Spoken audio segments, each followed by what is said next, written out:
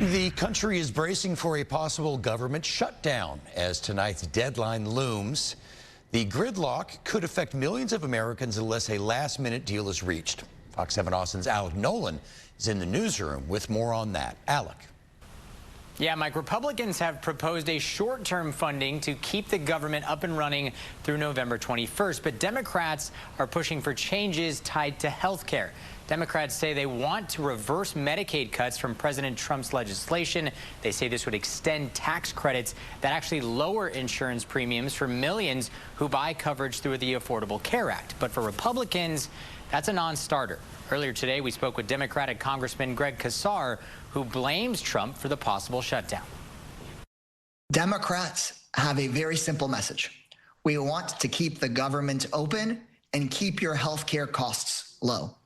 Unfortunately, Donald Trump went on to a golf tournament this weekend, and House Republicans aren't even here in D.C. They're scattered all across the country and across the world on vacation.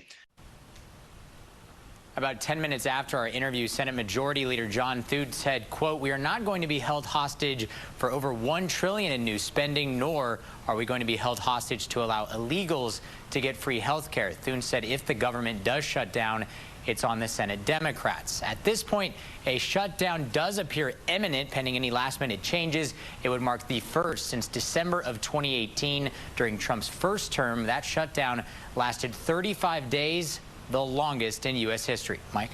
So what does not get shut down if there's no agreement tonight?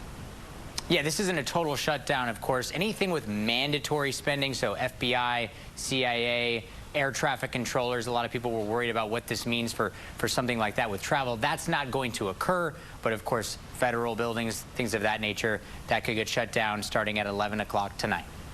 All right, Alec, thank you very much for that.